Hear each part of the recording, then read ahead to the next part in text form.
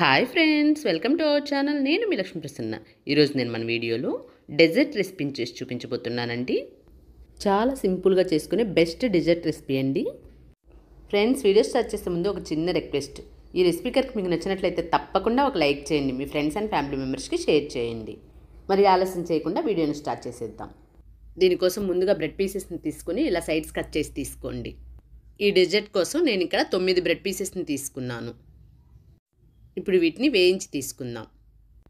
Stove పై pan పెట్టి అందులోకి నెయ్యిని వేసుకోండి. ప్యాన్ అంతా స్ప్రెడ్ చేసుకోండి. తర్వాత కట్ చేసి పెట్టుకున్న బ్రెడ్ పీసెస్ని పెట్టుకొని వేయించుకోండి. పైన కూడా నెయ్యిని వేసుకుంటూ వేయించుకోండి. రెండు వైపులా ఈవెన్గా కాల్చుకొని తీసి పెట్టుకోండి. ఇలాగే మిగతా బ్రెడ్ పీసెస్ని కూడా వేయించుకోండి.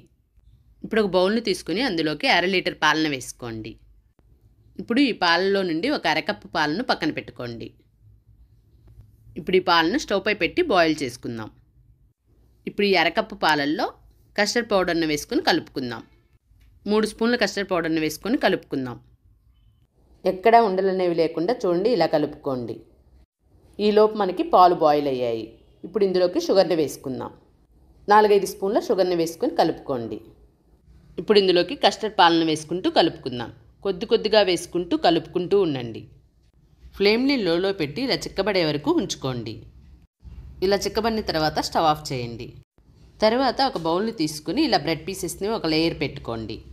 తర్వాత ఈ బ్రెడ్ పీసెస్పై కస్టర్డ్ పాలను వేసుకోండి. ఇప్పుడు మళ్ళీ వాటిపై బ్రెడ్ పీసెస్ని పెట్టుకోండి. మళ్ళీ కస్టర్డ్ పాలను వేసుకోండి. అలాగే మళ్ళీ బ్రెడ్ పీసెస్ని పెట్టి కస్టర్డ్ పాలను వేసుకోండి.